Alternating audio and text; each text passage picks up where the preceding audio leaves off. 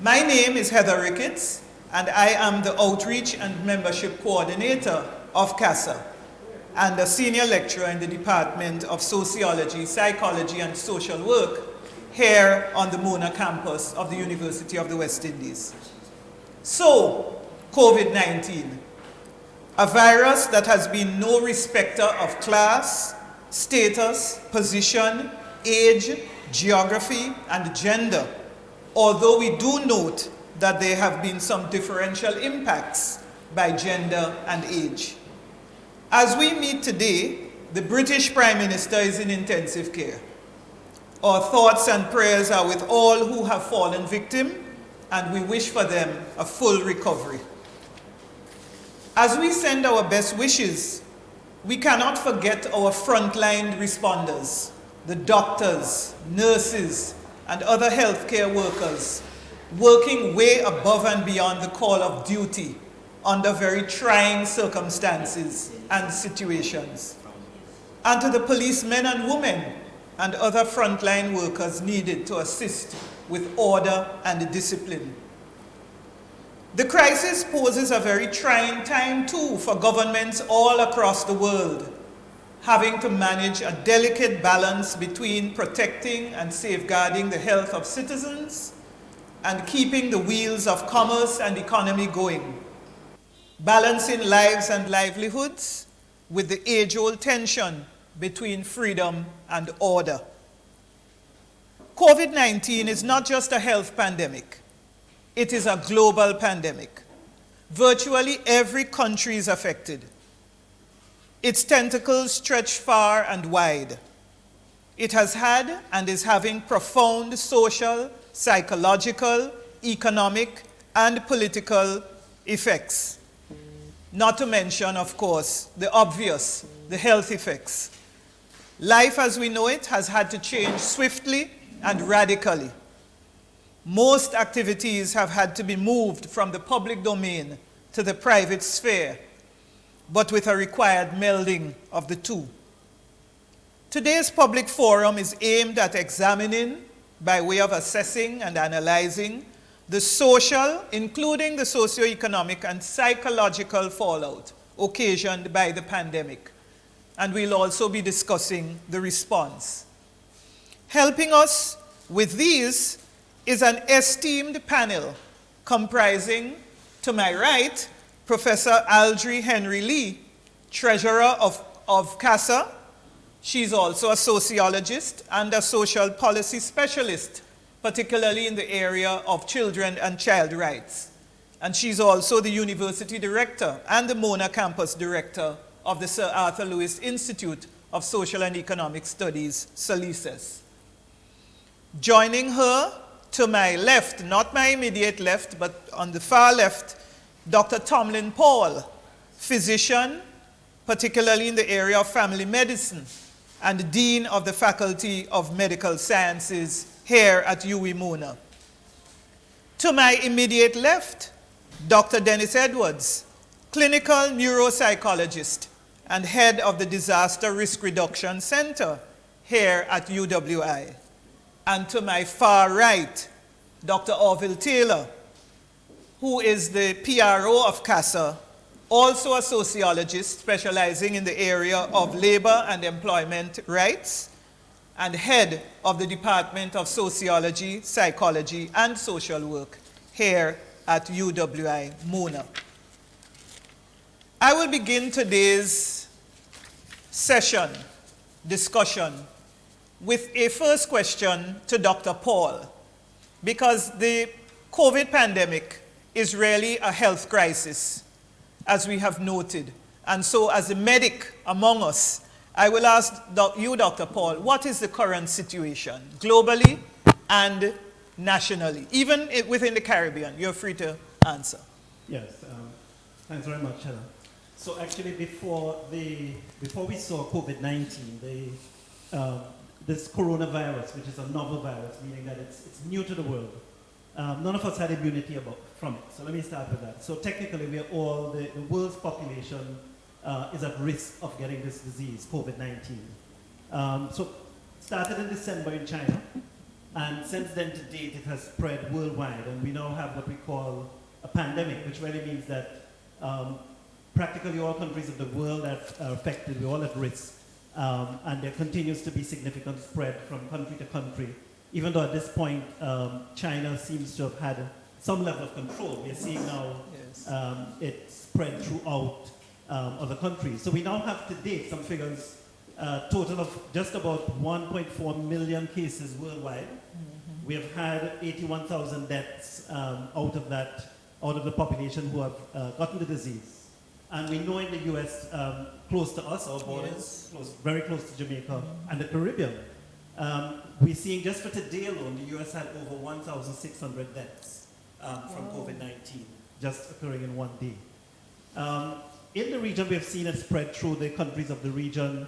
Currently for Jamaica, there are 59 reported cases of COVID-19 with 3 deaths. And that spread of the cases is spread between male, female. We have had 32 males, 27 females. And although we know that the death rate is higher among older members of the population with chronic diseases, the age spread for Jamaica is between 12 years and 87 years. So we know that the older population is more at risk. The disease has a significant impact, respiratory impact, and can cause pneumonia. And a number of persons can succumb to that in the latter years of life. So really what we're saying overall, the state of affairs, this is a pandemic. It's all over the world, we're all at risk, and it has really taken up a lot of impact on the health sector and on the population in general. Yes. We'll talk a little bit about the impact on the health sector shortly. But I wanted to ask you, Tomlin, we've been mandated to keep social distance, to observe social distancing. And so even here, we are not sitting very close to each other. How does social distancing work, or why does it work to reduce the spread of COVID-19? Right, so that's a good question. Actually, the answer comes down, first of all, to something fairly straightforward, which we all know. If we think of the flu, when somebody coughs next to you, and even before COVID-19, we'd say, kind of move away because we know we're at risk. So when somebody coughs or even talks, there's droplets that come from our mouth, from our respiratory system. And those droplets, if you are ill with COVID-19, is loaded with virus. Lots of viral particles are in those droplets. So the logic of it is that if you're coughing or talking even too close to me, my droplets can get into your system, can make contact with you, touch your hands, touch your face, your eyes, etc., and can get into your body that way. So very simply, the further away you are from me, in this situation, the better. So really, I think physical distancing, getting away. We recommend about a 6 feet distance, ideally, between individuals so that those particles cannot go far. The heavier droplets, of course, would drop closer to you. But they're fine, what we call bioaerosols, almost like when you spray from a can, you spray your deodorant. Those fine particles can actually travel for a distance. And so the recommendation, social distancing works because you're far away from getting those droplets in contact. Let me make one point though. Without the other measures, hand washing, touching your eyes, nose, mouth, social distancing can also be limited. So we really want, sometimes we hear social distancing by itself, but it's a mix of things. You want the sanitization, hand washing, being careful what how you touch, even how now we talk about masks, wearing masks, and how you take off your mask and so. But the premise is that the further away we are from each other, the less likely my droplets can spread to you. Yes, thank you. So I will, since we're on the topic of social distancing, I want to move to Aldry as a sociologist, because Aldry, we know that in Caribbean societies, we have a lot of poverty, and there are lots of persons who are in households that the conditions are quite tight. They can't separate themselves very far from each other. Or even in the community, quite apart from the home, even in the community, they don't live or cannot keep that kind of social distancing that the health authorities and the government require. What's the impact of social distancing, you would say, on families and children? Well, good afternoon, everyone, and good afternoon to Heather and the fellow panelists. Social distancing has amplified the social inequalities in the society. We know it is necessary for us to maintain our physical distance and to ensure that we reduce the spread of the virus. But the implementation of this imperative assumes that all of us are equal and that all of us have equal access to basic social services. But when we look at the family, for example, there are different types of families. And there are families in the inner city and in the poor communities who cannot practice physical distancing. So when you say to a family that has 5 adults and 5 children in one room to practice physical distances, this is absolutely impossible. So the social inequalities are also amplified when we speak about working from home. I just want to talk about the fact that if we say work from home, what kind of home? Where is home? When you say to a lady with 5 children, stay home, how will she feed the hungry children that are in front of her? So staying home has implications for employment, it has implications for the fact that we have more children at home and they are more hungry.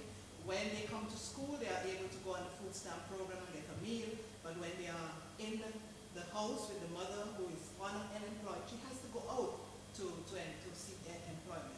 So social distancing, when we think about it for vulnerable groups like children and families and persons in the rural areas, the elderly, persons with disabilities, it has some very, very negative impact that we have to examine very carefully. I'm sure you'll ask me more about that, so I'll pause for now. But just to say that the implementation of social distances has actually amplified some of the social inequalities in the society.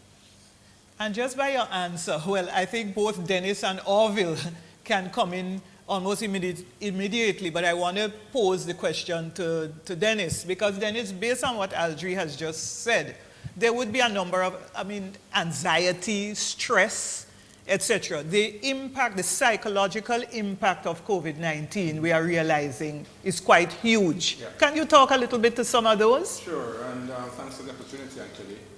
And on this matter of the psychological impact of COVID-19, this global pandemic, we can well situate Caribbean people's experience within a broader aspect of mental and behavioral health. And when it is that we are facing the unknown, when we're facing circumstances within which we don't have control, there's always the matter or the emotions of fear, anxiety, and with that, there's also co-occurring sense of experiences of like emotions such as depression. Mm-hmm. But I would also want to argue that maybe in the Caribbean or small island states, it could well be a little bit different from how it is in totality in other parts of the world. And I'm saying that because in terms of our own physical space, our own physical and sociological encounters, we as Caribbean people, we are pretty interactive. We tend to always be, quote unquote, feel it touching. Yes. We tend to always be gregarious and outgoing. Mm-hmm. And in a context like this here, it is putting a toll on Caribbean people's emotions. Social distancing, or maybe more accurately, physical distancing, is not the Caribbean. Mm-hmm. We tend to be more embracing.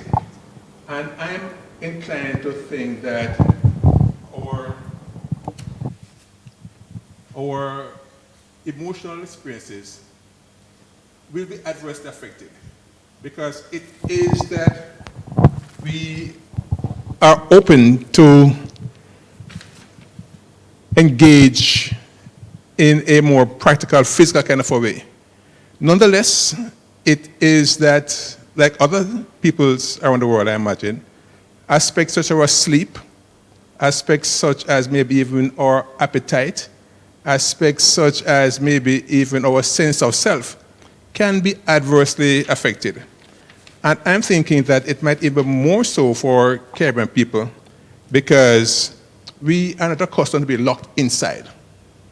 And there is a possibility that we might well have as an outcome of all this, some people in other aspects refer to it as a sort of a claustrophobia. We are locked in, and you are becoming affected by how much you are locked in. It's where they call it cabin fever. You know, the whole business of, on converse, being afraid to go outside, because that in some aspects, agoraphobia. So we can develop certain amount of pathologies that can well ensue because we are not accustomed to these here experiences. The whole business of even how much it is that we say goodbye and separate from our loved ones. Caribbean people right now might well be anxious and experiencing what they might even want to call vicarious post-traumatic stress. Yes. Wondering and fretting about their relatives and colleagues and friends in other parts of the world where the impact is even greater up to now than it is among Caribbean people. So there is the risk of post-traumatic stress injury that can culminate in post-traumatic stress disorder. That is not a usual immediate type of response that we as Caribbean people do have because of the way how in which we tend to have a shared circumstance where that tends to diffuse our stresses among peoples.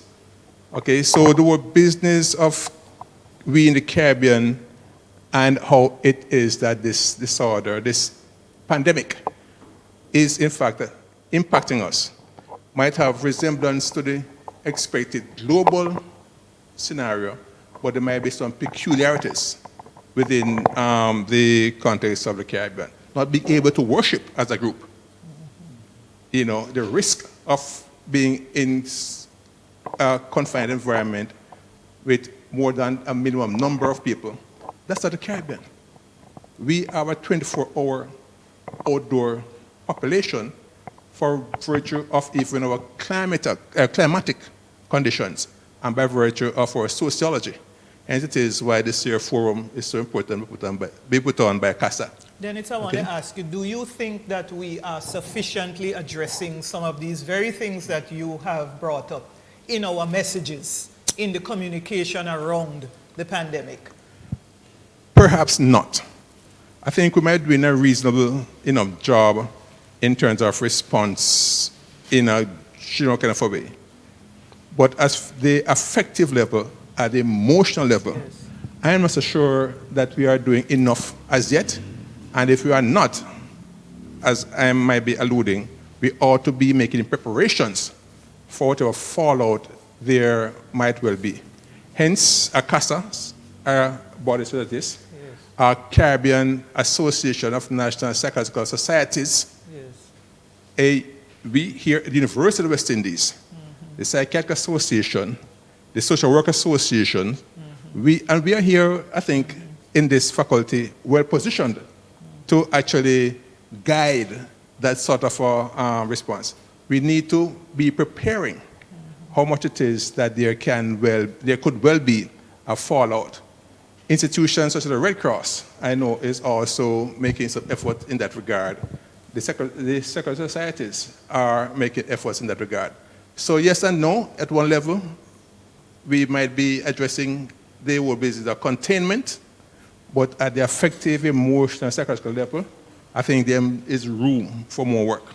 And we should be heading in that direction. And this is where I feel that the Faculty of Social Sciences and the Faculty of Medical Sciences, yes, I believe we need to join forces, yes, here, because I don't believe that those aspects have been properly ventilated thus far. Yeah, we need to set up a context to address the situation. Yeah. Yes. So I want to move on to Orville as the labor and employment specialist, because Orville, one of the first things which happened has been the fallout in the labor market. Numerous job losses, cutbacks. People have been sent home, domestic household workers, for example, with nothing. Then the conversation has also gone to sick leave. How do you treat with sick leave for persons who are in quarantine and persons who are in isolation? But then there are others who have jobs where they, even if sick, and I'm not talking necessarily with COVID, can't stop from working, you know, because they have no social protection, etc. So, Orville, I just want to, as a labor and employment specialist, ask you, you know, for your thoughts on this. Mm-hmm. No, it's fertile ground, but, you know, bear in mind that we are doing sociology. Yes. And one of the fundamental things we talk about in sociology is socialization, and it's a teaching forum. An important part of this is that, remember, we are fundamentally biological beings, and we're practicing. So, yes. Yes. Okay, good. And that wasn't just for show. It was very real. And I want this to be a teaching moment for the persons who are paying attention to us, that this is very real. This is not some intellectual discourse, although that is important. You know, like some of my colleagues in media say, things is only of academic interest. Well, of academic interest means it's real interest. I'm saying at this basic level, let us deal with this. So I wanted to, first of all, let me just take control of the narrative. Because when other disciplines determine the narrative, they define things in different ways. We're not interested in social distancing. It is anti-sociological for us to talk about social distancing. It's a misnomer. What you really are talking about is physical distancing, yes. Right? Social distancing is something else, and that is not what we are talking about. Because when you talk about social distancing, what you're really saying is that you are breaking the bonds that exist across space and even across time. And that is certainly not what one is attempting to do here, because it is normal in many ways for people to live in the same society and are physically apart, but they are not socially distant. So you may have relations with people who, as a matter of fact, family members, members of your household, who don't live with you for 6 days out of the week. They want to come home on a Sunday. There is physical distancing, but not social. So I want to make that very clear. But all of this is systemically connected. And Aldrin made a point about this, the way in which a stratification system, this class system, the whole economic system, militates against the poor, the most vulnerable. Because when you look at the labor market, there are only certain categories of work and workers that can work from home. So an individual who's an itinerant vendor, he can't go and sell to people in his community. And contrary to some of the larger narratives about poor black people, what helps to make a black man, one who came from out of slavery, is the fact that he has an R-E-R-K, a-rk. He likes to go up and down and hustle. So now you have confined him. Yes, it is important for his own health, because you can't take care of your family if you're dead. But, you know, you might very well die of starvation before. Bear in mind the fact that after 3 or 4 days, you starve. There are certain kinds of employment that are not amenable to going to work, to working from home. So what do you tell a household worker? What do you tell a security guard who has a double dilemma of not being defined as a member of the essential service, although he's providing an essential service? So we are in an area of legislation and labor law, labor practice that is very virgin. When you look at some of the legislation which have to do with occupational safety and health, say the Employment Termination and Redundancy Payment Act, it has a nice schedule of illnesses. Well, it's dated because it's a 1974 legislation. So how would you explain that an individual would have got an occupational injury or an occupational disease when it is not a scheduled disease? Now, we have been trying very hard, and I can't do a disclaimer here because I did make a presentation to Parliament. I'm part of that process, the Occupational Safety and Health Bill, which is moving its way through Parliament. And, but it's not yet law. And so until we get to that point, a lot of people are going to fall through the gaps. Not to mention, of course, that yes, here at the University of the West Indies, we have a rather healthy provision in regard to sick leave. Yeah. But many of the workers out there only have the basic minimum. And worse, what we have seen since the 1990s in particular, to the extent that the International Labour Organization had to commission a number of studies to look at this phenomenon called contract work. Now, there is a space for contract work, But there are a number of individuals, an increasing number of individuals, who are working under conditions where they are not really contractors. The ILO calls them disguised contractors. And so what happens there? They are not entitled to sick leave, etc. But even beyond that, you see, the labor law hasn't progressed to the point where it addresses a pandemic like this. Because one can always be dismissed after a certain point, whether you're public sector or private sector, if your contract of employment is frustrated by extraneous factors. And so you will have a large fallout. There is space for an employer to lay off workers for 120 days, and you can do that without paying them. But then from a sociological, psychological point of view, right? And of course, all of that connects because the brain is a physical entity, doc, right? And so we do know that if you mistreat people because abuse at the workplace translates into other kinds of abuse.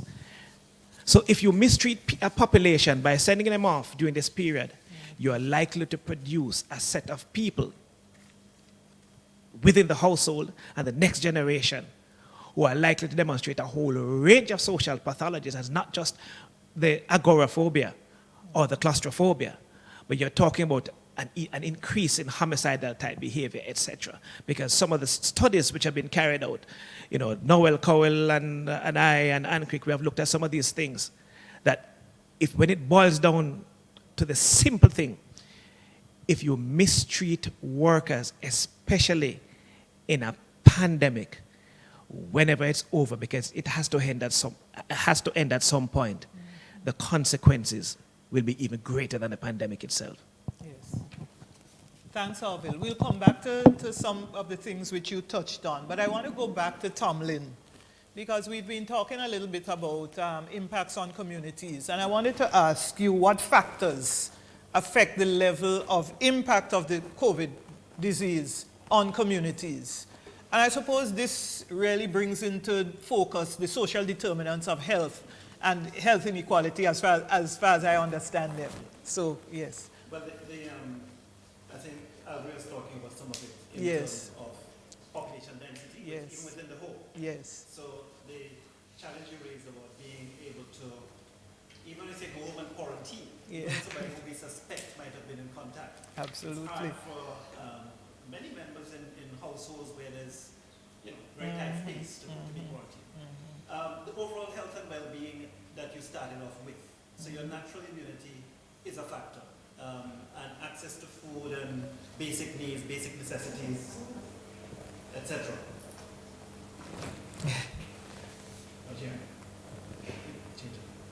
So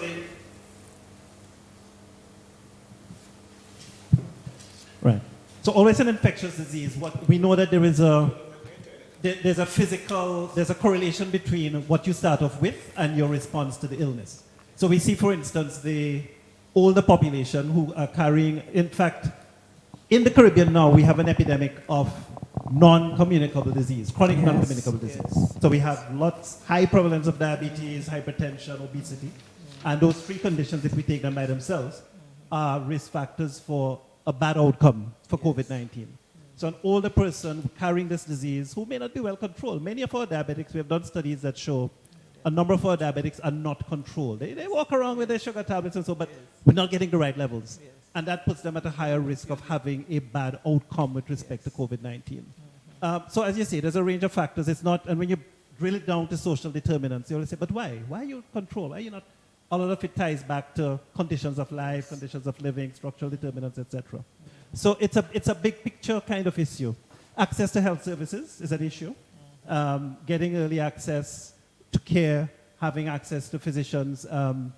You'll see, for instance, to bring this in, this is a side point. In the US, President Trump is saying, hey, take this drug, it's good for you. And, now this is a whole issue we need to discuss in another forum. But some persons may have access to that because they have means and they can get this thing through their doctors and so on. And that may do more harm also. So there's a lot of, a multiple set of factors that affects how much a community is affected by COVID-19 at the end of the day. Yes, okay. So you had mentioned, since you have the mic, you had mentioned masks Yes. earlier, the Yes. wearing of masks. Yes. What's your position? You know, because we've been in a big debate. Yes, yes, well, no, yes. I mean, I think we have a refined position as country and maybe globally on who needs to wear a mask and when, etc. So I would say, as I said earlier, the disease is caused by, transmitted rather, by droplet infections, droplets passing from one person to another. The priority for masks, let me say first of all, and protective gear, Yes. is for our health workers who are in direct contact with patients who have been confirmed to be COVID-19. So we need protective equipment for health workers, including masks, etc. The fact that if I'm in the supermarket next to you and I am carrying, let's say I'm infectious, I'm infected and I'm going to cough or I'm going to talk very close to you, the fact that those droplets can get to you, where if putting on a mask would be of value there. So we can see the value from two sides. One, if I'm infective and I can be spreading it, Yes. putting the mask on would limit those droplets coming out.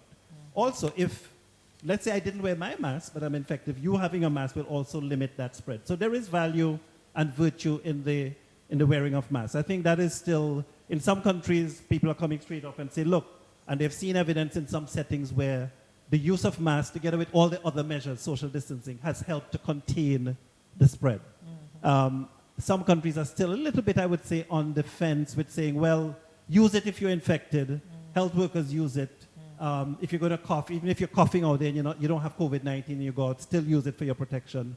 But I think even in the recent days, we're seeing more and more countries taking up Yes. the wearing of masks. wearing Even of in the supermarkets here in Jamaica, you're seeing it. Yes. Oh, well, I believe they might have a security risk too. I mean, mask wearing could also be used. But yes. Well, there are other inequalities, and I would ask Aldri to amplify some of them. Yeah. I just want us to. I was told that but some people couldn't hear me the last time I was speaking about social inequalities.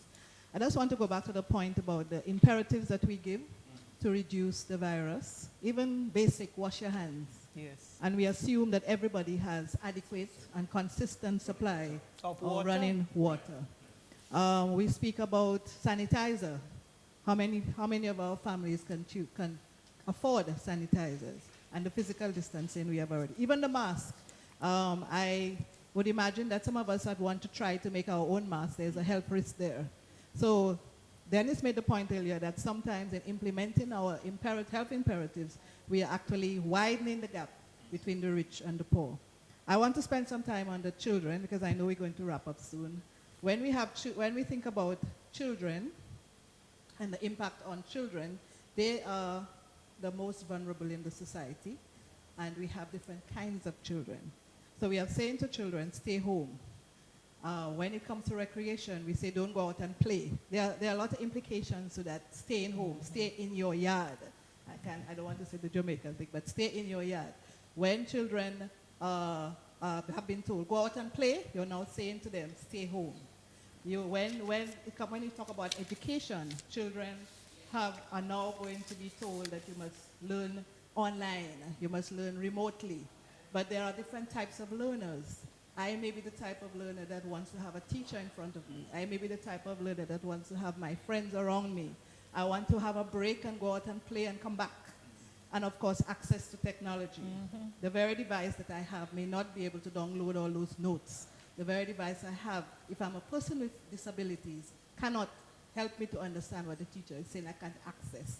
So persons with disabilities, children, I just want us to keep thinking about these inequalities. Of course, there are positive sides. I know we have been saying quite a bit of negative about the impact of implementation of these imperatives, but there are positive sides of families that are stable. The interaction with the children and the parents is going to be positive. We're going to have children who are closer to the parents, children who are getting on better. It has helped us sometimes to think about revaluing what we consider important in our life, and we realize that family has become more important. But at the same time, in certain types of families, staying at home means more child abuse, more domestic violence, if we put a gender lens to it, more violence against women. So the positive is there, and we are happy that the imperative, we see the reduction, the data says that there is a reduction and the rate is slowed down when we have social distancing, but we have to keep in mind what these implementations mean, and that's why it's very important that the social science, this is very much part of any kind of task force that we are thinking about when we talk about imperatives to reduce the virus. So just to highlight persons with disabilities and children. I want to ask Orville to come in because there is a gender issue. I mean, quite apart from the work, the balancing. Well, let me not say quite apart, because workers who have been asked to work from home now have to balance work with childcare and also education. And quite a bit of the childcare and the continuing education of children falls more heavily, tends to fall more heavily on women. So there's a gender issue. But I suppose, Orville, bringing the public, your workspace, into the private, what kinds of implications? I mean, you know, what kind of labor, No, I would say labor implications arise there? Again, I can't take too much of a disclaimer because I was part of this larger process that ultimately led to the passage of the flexi-time legislation. But one of the things about flexi-time and the thinking behind it was that you were able to regulate the total number of hours that you work. Now, in a period of isolation, and let us recognize something, that this is a state of abnormality. Yes. That we are trying to make good out of a bad situation. So let us start, because I didn't want to miss Aldridge's point, because Aldridge and I, we usually don't just agree or in the same page, we usually in the same word. When you talk about teaching children, there's this mistake where people think that, well, school is just about teaching. No, what is teaching? Teaching is the second level of the socialization process. And so there's absolutely no way at all where you, the deputy parent, that is what the teacher is going to be able to properly socially form. Because teachers have part of that, because a big part of what education does is attitudinal construction and reconstruction as well. So all of that will have gone. You can't substitute that. But when you when you bring the work in the home, that creates other kinds of tension, because especially it puts pressures on the gender dynamics. Because we already know that the labor market has changed significantly over the last 50 years.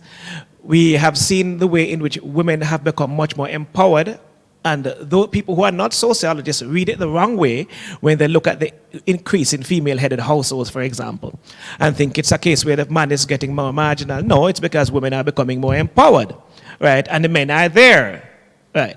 And some of these households are single women households. But in those cases now where women who are moving up more are taking home the work, there's no longer the luxury of the construction foreman ignoring the fact that he's living with a lawyer who's working from home. So he is now feeling that the stratification system in his house. And so she's taking those calls at home, and she's speaking in a different language from him. And so you have that. But separate and apart from that, then there's a double burden, because it's no simple fix. There's a double burden of parenting, and usually you are quite right, that there is the gender imbalance where female-dominated work in the household tends to be done more by women. It's not necessarily also because there are men who do the diaper and wake up and stuff like that too and in the night, but ostensibly it is slanted more, so women work a little harder. And with the non-ceiling now of working hours, because it goes on and on and on, you create these chat groups. Because go back 20 years ago when flexi-time was just on the agenda, you didn't have the kind of social media access. I have been in a standing committee meeting since the week before last, which hasn't ended because of WhatsApp. Yeah. Right. And so I think that at the end of all of this, there are going to be a lot of pressures, and we just hope that we're able to mitigate them. Yes. Are there any, we have questions? I'm seeing some questions. Yeah. So these questions, let me take a few questions. There's a question, what does the Act say about layoff, Orville? Can you talk a little bit about that? What does the act say about layoff? Yes. It says that an employer may lay off any worker for up to 120 days without any pay, and that worker is still employed, so there's no breaking service. That's a plus. The minus is that the employer doesn't have to give them any money. But from a humanistic point of view, as I talk about decent work, if you understand that treating workers right and paying them forward is an investment, if you have a loyal workforce and you pay them some kind of money while they're off on the layoff, then there's a good chance, I believe, that you are going to, whenever they return to work, even if those workers who are laid off don't come back, the other workers would have used them as exemplars, would be so motivated. So it's a good idea. So the law says you only have to, you can lay them off 120 days. There are other ways in which you can, if you're an unscrupulous employer, do other things, but I will not use this forum to advise you. Right? Yes. But 120 days layoff. Okay. No, in transferring the mic from Tomlin, coming around, I had mentioned you were talking about the masks. And I just mentioned, off the cuff about the security issue. And I see a question here that, I have an issue with masks. I've been noticing a fashionization of masks going on, most of which tend to cover up most of the face. What about the security? Someone can be robbed by an unidentifiable person. And I think this is a real concern, with the mask wearing.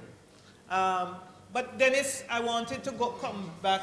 Camden, did you want to say something? No, I mean, it's hard to, as opposed to contain that. You really want to wear masks that are not designed to make a masquerade, so to speak, of the whole thing. You're really limiting. It's nose and mouth covering.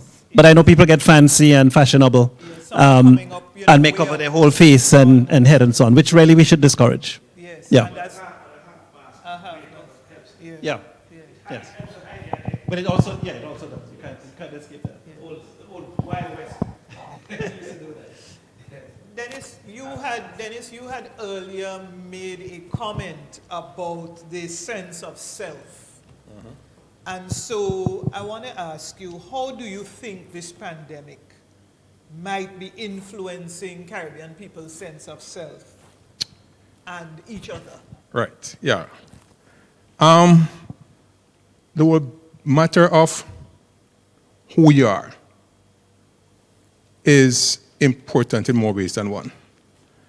The COVID-19 pandemic can present the risk of bringing on a sense of helplessness, generally speaking, but certainly here among Caribbean peoples. It can actually be bringing on a sense that there is something outside there that is invisible, that is of more power than I am. And in a real way as well, sense of self could also be reflected in how we see not just selves, but others. How do we for example, see an older person? Because we're talking about now people in certain age category must be away from the open space, from the streets. So that whole business of almost infantilizing the aged. Yes. The whole business of actually pathologizing maybe even people who are of a certain age. That will have to be, I think, in the long run, be recalibrated to say that all age groups are in fact important. Granted, it is being done in a protective fashion, but who am I now as a 70, 80, 85, 95, so to speak, year-old person? Am I worthy? Yes. Am I at a risk if I were to go to the hospital and resources are very limited? Am I, Tomlin, I cannot, as a physician, pull the plug on me because I'm an old man versus a youngster. So there were questions as to the value of life. But some of those decisions have had to be taken in some jurisdictions. Hence the point. Hence why I'm making the point. Yes. Right? Yes. Who am I? Am I at a risk for being devalued because of my age cohort? Yes. Am I at risk in many ways, I'll be making the point, because of my disabilities? Yes. Okay? Am I at risk because of my gender? You know, so the society globally and certainly the Caribbean will have to re-look and rethink how we treat with issues such as this, how we treat with appreciation of people's being. Yes. You know, and I can say some more about that. You know, I want to contribute to it as well. Yeah. Let me ask Aldry to continue, and I want to say something else. Yes, I just wanted to take up on the point of the elderly and how the social and physical distancing may affect them. Because a lot of the elderly like the independence. They like to be able to go out and talk to people, go to church, talk to the pastor, talk to different people. And this business of staying home, because I'm a certain age, is going to have a psychological impact on them. And the health ethics, when we come to a point when we have so many cases, I go, and my son who is 17 goes to the hospital. Dr. Paul might say, well, you know, Aldry, you've earned your live, you've done a good life, goodbye. That's it, that's the end of it for me. So that's the issue. The other thing I wanted to bring up, Dennis, is the stigma. When you have the COVID, or you have been told you're patient Y or patient A, I don't know, they have them from 1 to 59, how do you go back into the community without having a stigma? You have all, especially if you have a patient 1, having been told that you are the one who started the spread. But whatever patient you have, how do you deal, Dennis, with the stigma to your family, yourself? How does it affect your self-identity, and how do you cope in a situation like that? And it's affecting not just Jamaica. I'm reading the stigma is more widespread across the Caribbean. You know? Even the stigma of health workers. Nowadays, the Cuban nurses came, and I was told that people didn't want to go in the same taxi with them. They didn't want to go, you know, they don't want to go with the nurses because they're afraid they're going to get contaminated. So how do you deal with sense of self as a health worker, getting up every morning and having to deal with these patients, getting up every morning and having to take the taxi, and in the taxi everybody's trying to draw away from you. An elderly person losing your independence, and a stigma, of course, of when you have had the infection, you have recovered and you're going back into the community. Yeah, so Dennis, good. Before you answer, Dennis, interestingly, I was in the supermarket about 2 weeks ago, and a colleague who is retired, I bounced her up in the supermarket, and she was telling me she had left a particular bank, and the security guard had said to her, "Miss, what you doing out?" You know? And she was saying, "Heather, it had to do with my gray hair. You know, we are told, they say that people my age need to be staying inside." But she said that she understood that he was concerned for her. But the way in which he said it to her, she felt devalued, almost as if, and you used the word, infantilizing, okay, which I had not known before, infantilizing of the age. And that is a message I think we need to highlight. Very much so. And the business of stigma, it cuts across different levels. Because as we are saying here, not only is it that the aged can be stigmatized, but certainly as we are seeing, frontline professionals, such as nurses and doctors, are also being stigmatized. Yes. And they're also becoming victims in many parts of the world to this pandemic, you know. And that might also be an area that we in the Caribbean, we in Jamaica, might need to pay sharper focus attention to. How do you manage the reintegration of people who have been isolated, who have been quarantined, back into their community? How do we assist them and the community to appreciate that these people are, in fact, you know, as equal? Okay, likewise, like I'm saying, even with the children and the psychological impact it will have on the children of a family where the parent or relative might have had that kind of a quarantining, isolation experience. So the schools will have to be moving in that direction as well. Frankly, from my standpoint, kids now being away from school, I will be putting less emphasis on the business of the curriculum, and maybe putting more emphasis on even just managing the change in their experiences and their environment. Because kids, in many ways, might even well have a sort of disorientation to time, given that they're outside of their usual schedule. We have to be prepared to assist that. And the therapist in the sociological community, in the psychology community, will have to get together to assist how well it is that we manage kids, even their reintegration. Okay. More to be said, because many of these kids might well end up being so much uncertain. That's what's happening to their environment, circumstances now, that they might well and could well be exhibiting regressive or regression type of emotional, psychological, and physiological behaviors. Those who were dry, not put in bed for a long time, could well be again wetting bed, as is known to happen emotionally. Kids who usually be calm and quiet and content in their personality or in their temperament, becoming irritable and boisterous, restless, and a whole range of psychological sequelae from this, which is in fact a trauma. And Tomlin, Orville, Heather, and Aldred, we have to be contemplating now how it is that within the context of our university deliveries, do a business of traumatology and traumatology psychology become center. Because we are living in a Caribbean region that is among the world's most multi-disaster prone. And I'll say some more about that in a while. Orville, I saw you wanting to, I think, pick up on something Dennis had said.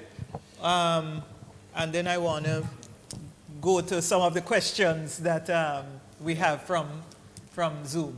I don't know if the moment might have passed. You're hearing me, I'm hearing myself, I'm not sure. But there's this, and I'm going to drag in a little bit of anthropology here.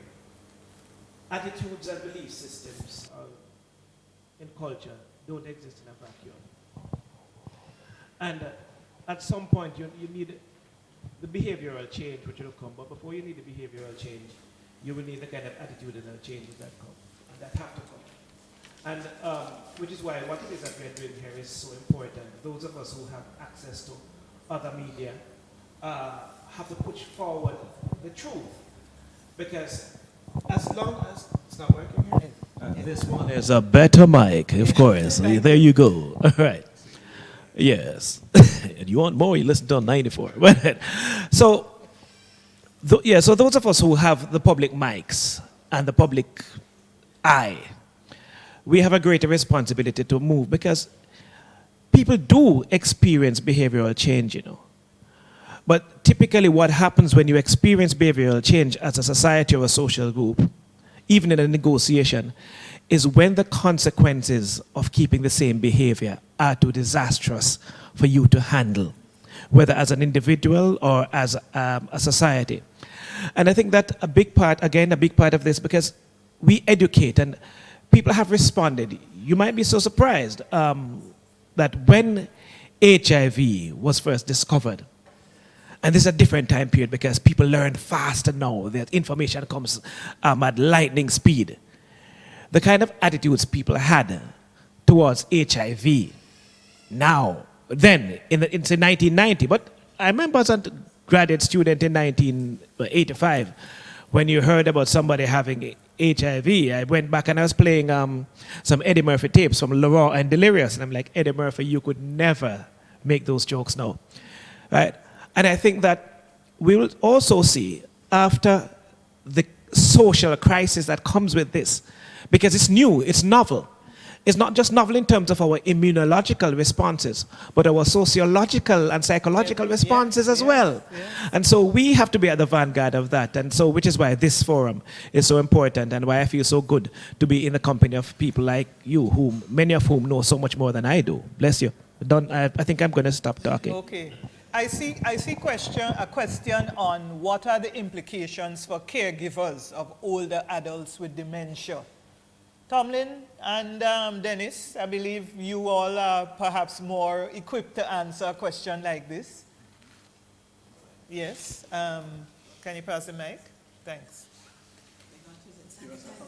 Well, I'll say something. Certainly at this time, with the social distancing, which can amount to a bit of social isolation, we're talking about that, can make conditions, mental conditions of the elderly, including dementia, worse. And depression, we can see more depression.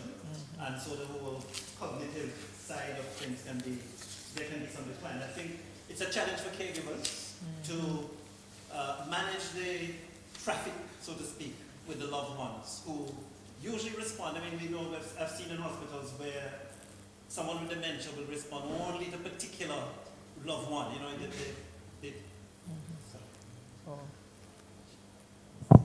they throw a tantrum with the nursing staff and so.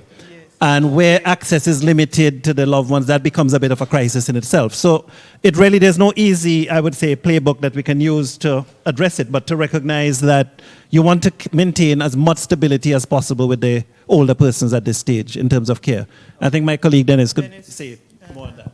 Yeah, I think I've said as much, Tomlin, just to emphasize that the caregivers have to even more now than ever, however it can be achieved, care for self. You know, 'cause oftentimes it is that the caregivers are themselves ignored. And, you know, maybe the whole business of drawing upon other family members, other friends, to the extent that it's safe to do so, who can provide relief, either by way of, quote unquote, sitting with the person with the dementia, cognitive decline, or providing some relief from the person who is the primary caregiver, you know. So it is a really tough call, not only for the aspect of persons with dementia, but other people who might be having physical disabilities, you know, and be a stroke patient, you know, someone who has vision and hearing impairment, other physical disabilities, whenever it is that there is a disaster, there is always a greater demand in caring for persons who, and this is how I tend to describe the vulnerable population, persons who every day of their lives, they need someone to assist them to navigate the environment. You know, that is how I broadly define vulnerable populations. And that includes persons with disabilities, persons who are old, young children, you know, in that kind of a frame of reference. Yes. You know, we've been talking about caregivers. Yes. And frontline doctors and nurses are the frontline caregivers in the hospital setting or in a hospice, as the case might be. How do you all deal with the psychological distress of dealing with something such as a pandemic? What strategies exist for you all? Tommy will answer the medical point. But there is another line of caregivers, another line of frontline workers who I think we are largely ignoring and ought not to be ignored. Yeah, who are, I think, being ignored in the broader sense. I know, know who these are? The political leadership.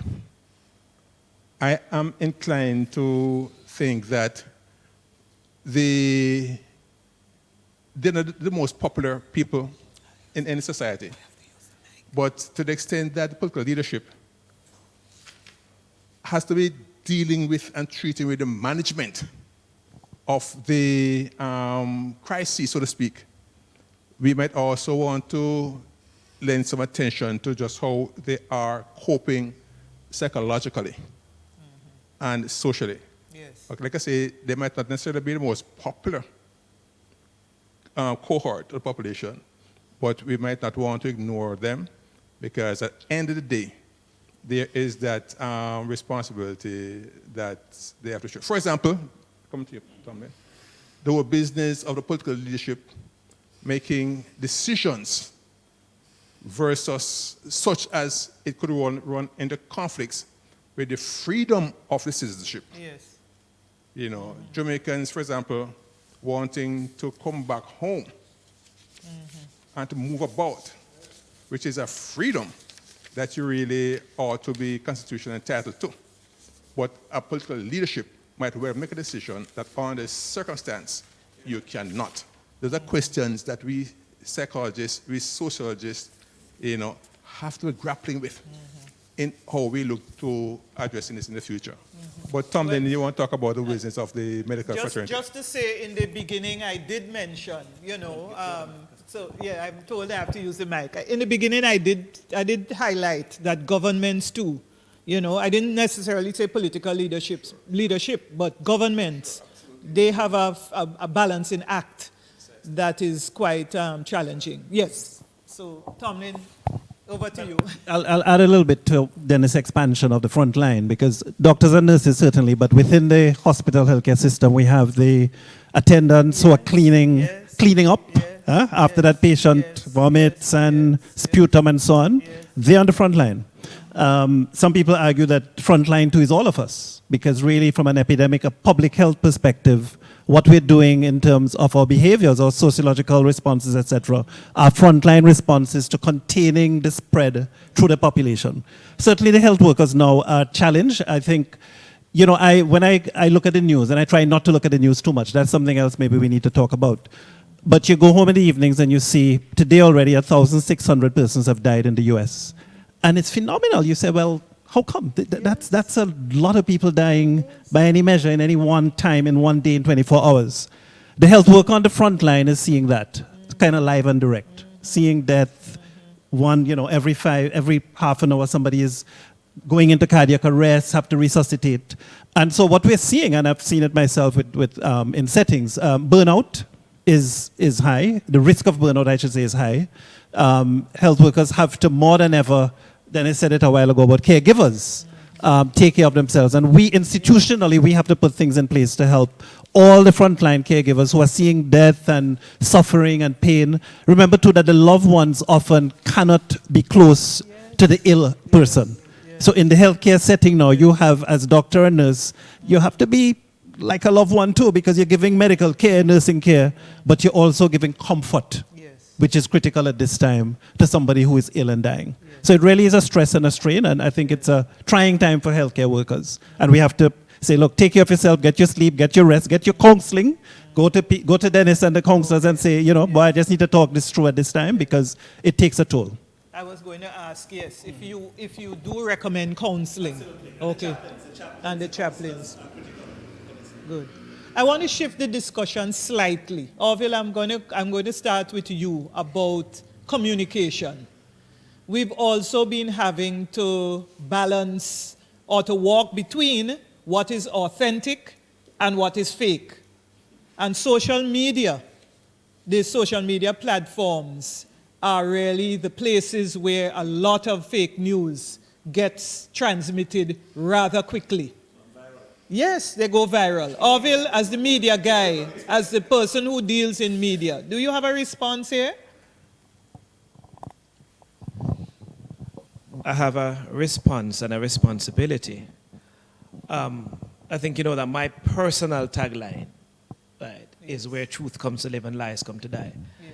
And I have pretty much, for the 15 years I've been in media, taken that zero tolerance position when it comes to things that people can't prove. So the question is, do you have the evidence to support it? You don't have the evidence, fine. At this point, it's your opinion, fine. Is it from a reputable source, etc.? But people like comfortable areas of ignorance, unfortunately. And if people in a population where 80% of us say that we belong to churches or belong to organized religions, will tell you that we have never read the Bible, which is interesting. The majority of Jamaicans, the majority of Caribbean people that I know, who say that they are Christians, who say that they belong to church, have never read the Bible. They read pieces of the Bible, but they've never read the entire thing. And if something as important as the Bible, which is, in their view, is the most important book, but they are willing to have large pockets of ignorance, then it tells you just how difficult the process is.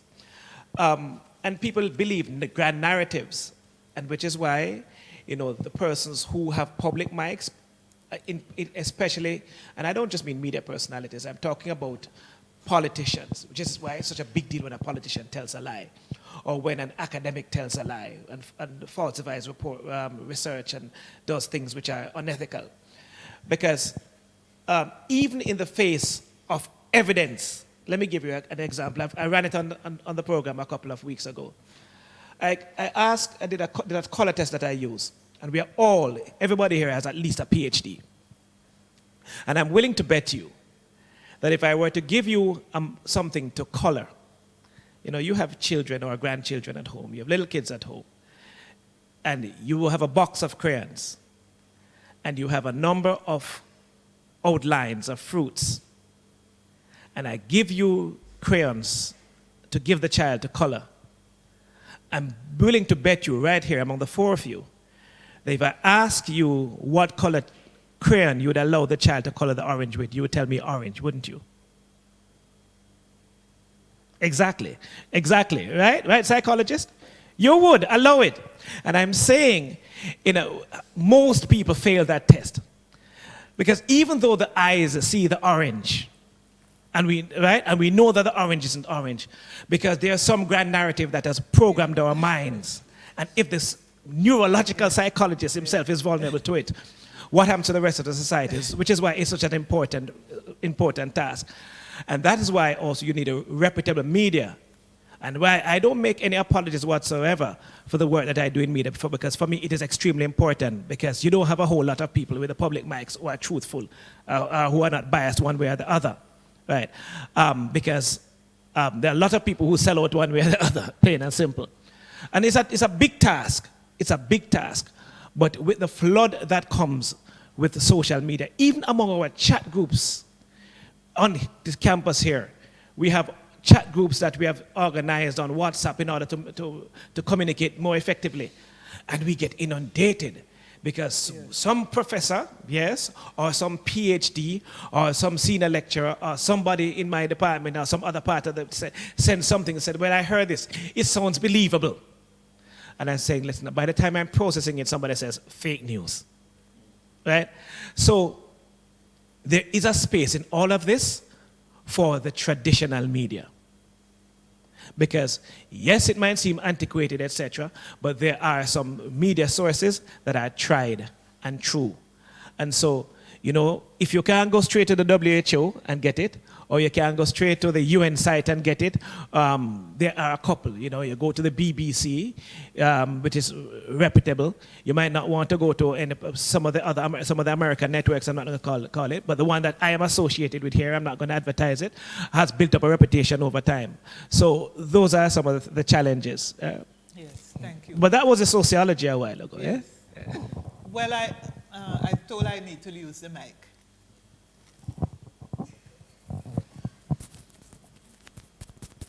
Yes. So I want to bring the discussion now to the response part. I think we've talked quite a bit about fallout with a little bit of response, but I think I want us to talk about response very directly. And Aldri, I want to start with, I just want to ask, what do you think our social protection system should look like, if you've been thinking a little bit about it, in response to crises such as this, with social and economic fallout? Yes, I think I began by saying that the focus has to be on the vulnerable persons, the persons who cannot, and I like Dennis's definition, the persons who cannot help themselves. Unfortunately, a lesson that we have learned from this pandemic is that we have to plan in advance. So we are acting on the job. It's ad hoc reaction right now. We have to remember the persons with disabilities. We have to remember this. But if we have a comprehensive management plan for pandemics, then we know that the first thing we have to do is effectively target some persons. I saw a question there, and I don't want to miss it, about child abuse. Somebody was asking, how do we help children who want to report child abuse? The Office of the Children's Advocate, I am speaking in a Jamaican context. I know we have some Haitians because I saw a Haitian question. The Office of the Children's Advocate, please call them and ask them to help. I don't have the helpline. We can make it available afterwards, but there is a helpline that you can call. I'm asking each of us to be a guardian to our children, to listen, to report, because you know in Jamaica it's an offense. If you know a child is being abused and you do not report it, become a parent, listen, report if you hear there is any abuse of children. In terms of the social protection program, I must say that I was quite impressed with the government of Jamaica's care package, and I actually brought some information about it. They have compassionate grants, they have the PAF grants, they have a 50% increase in the regular PAF payments. We have the student loan relief.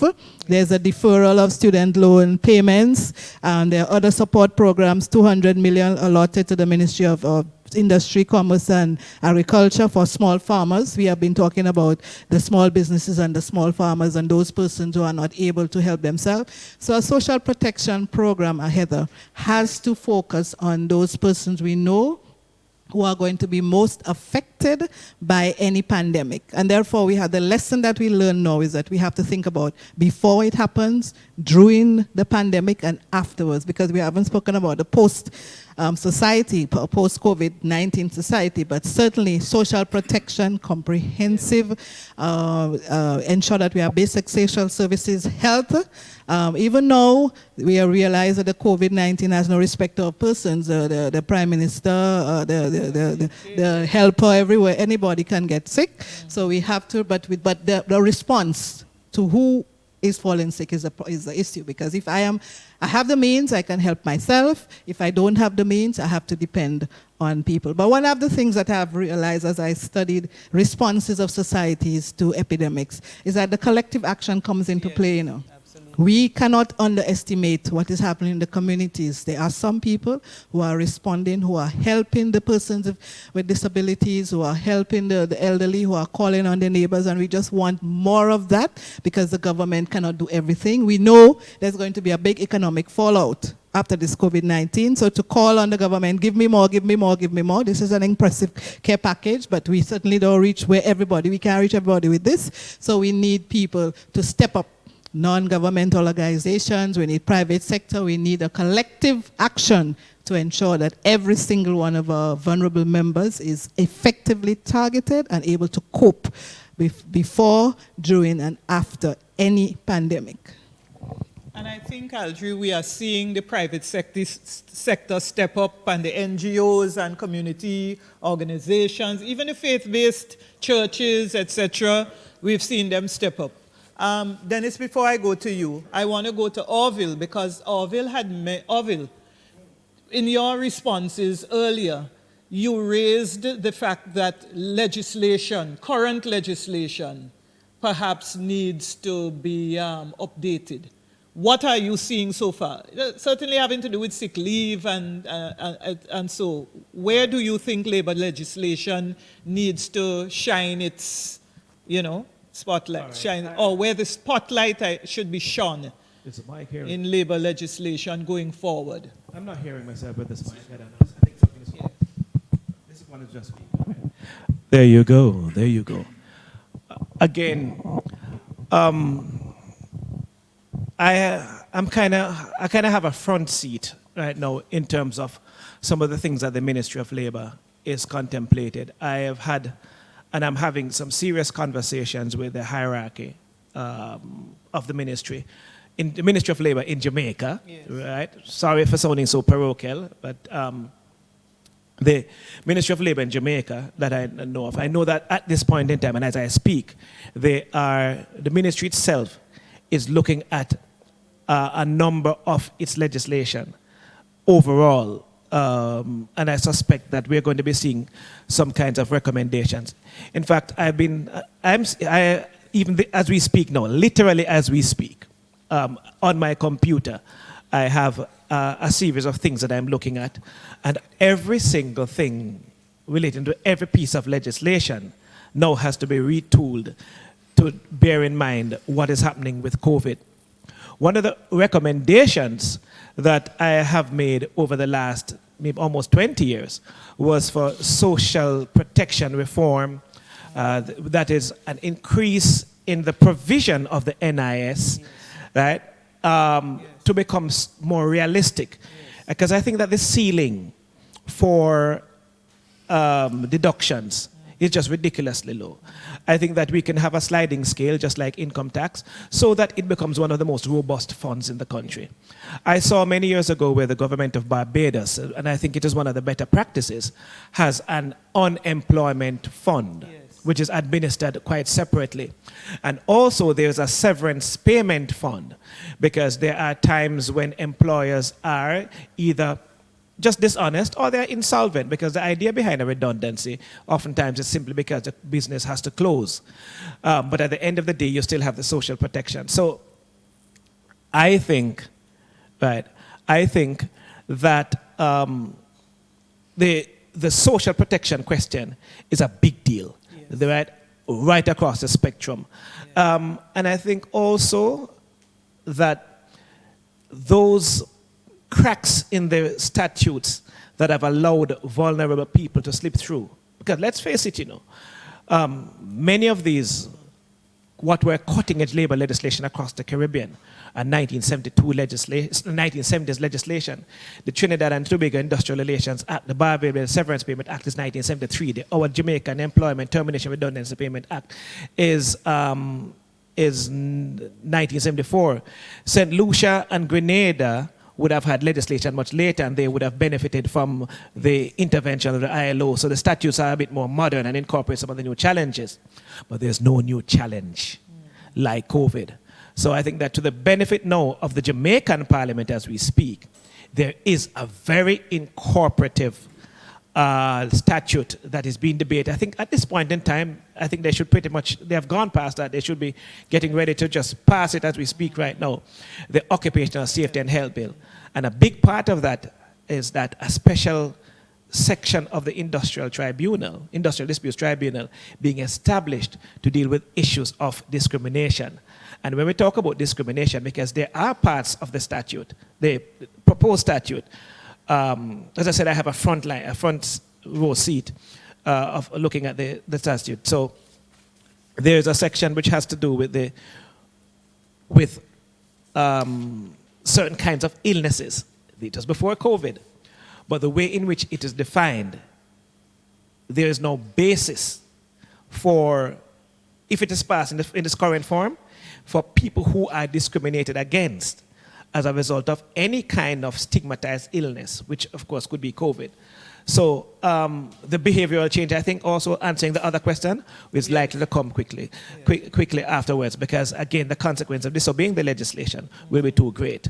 Right? But the ministry, I do know, is at this point contemplating changing a number of labor laws as we speak. Yes.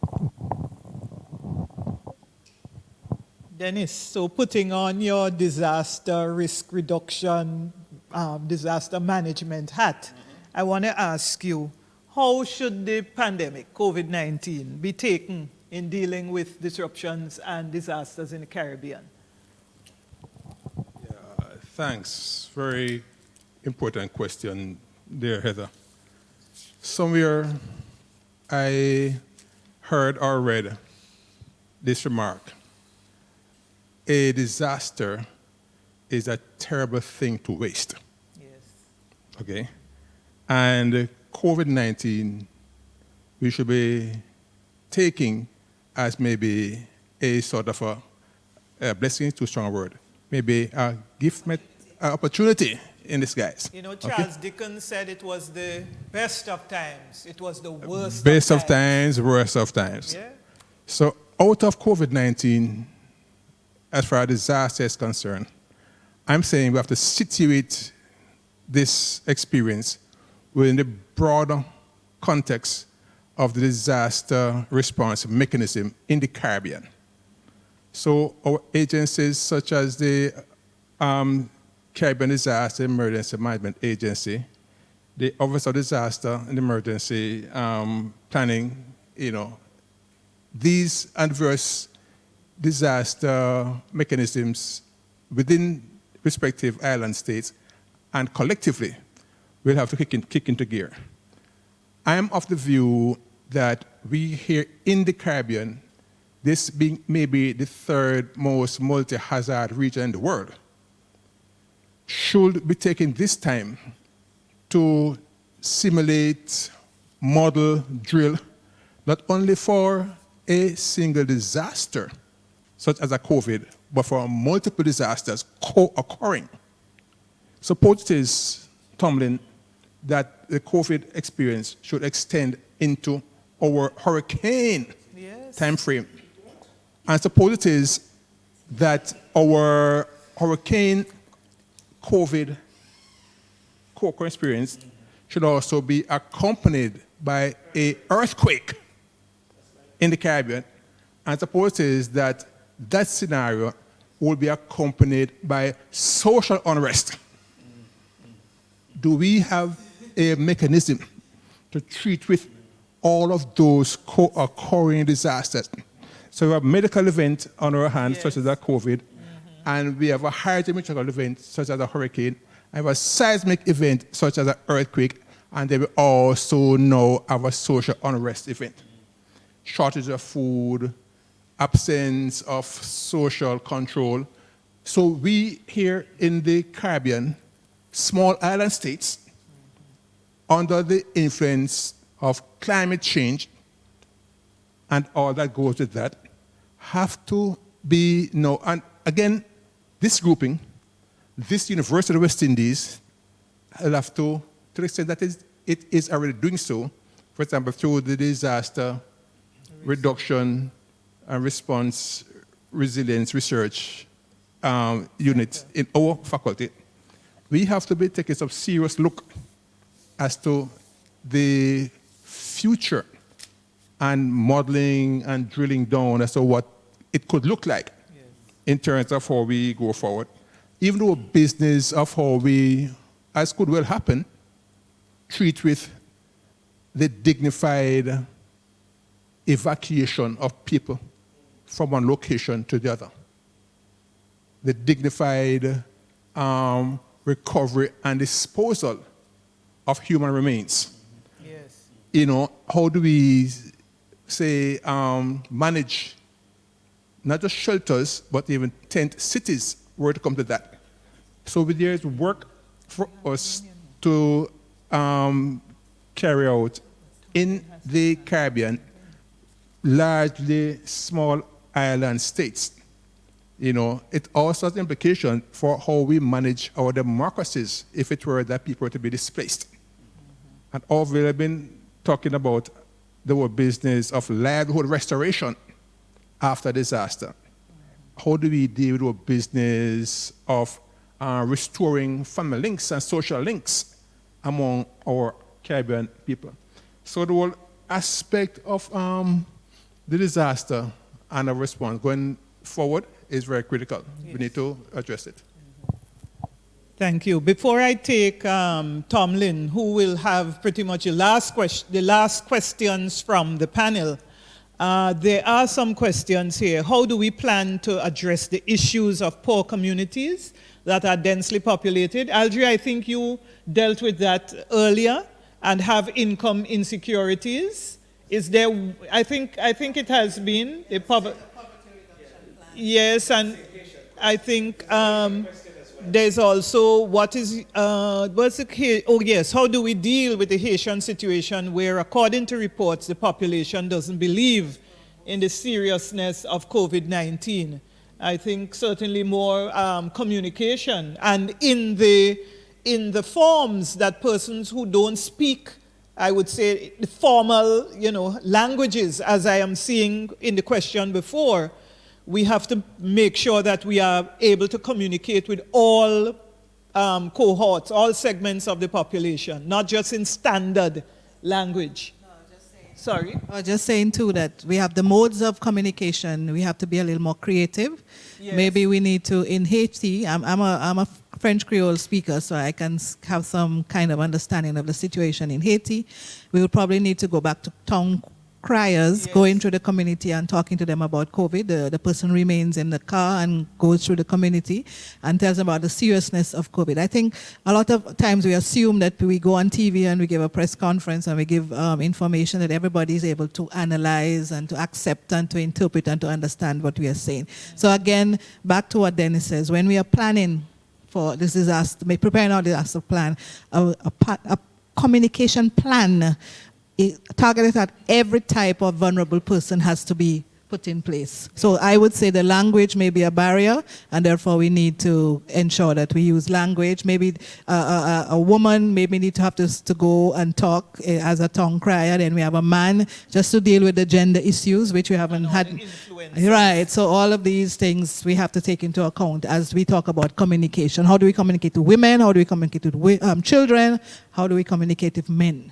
I see Orville itching. Orville, you have like 2 seconds because Tomlin has to have the last 2 questions. Right, there is a dynamic. Right. There's another dynamic about Haiti too.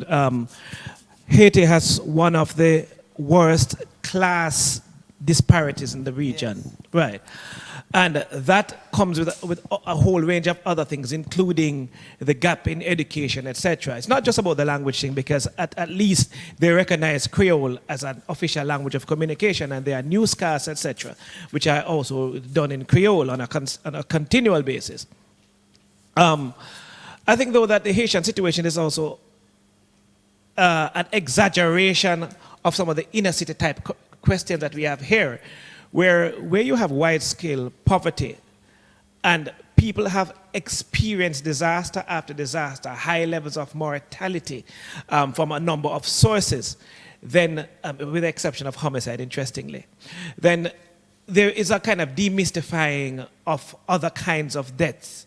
And I suspect that it's a slower and a different kind of process. So how do you say to a population which experience high infant mortality, lower life expectancy, etc., that this is another something that is going to come and shorten your life, right? Okay, so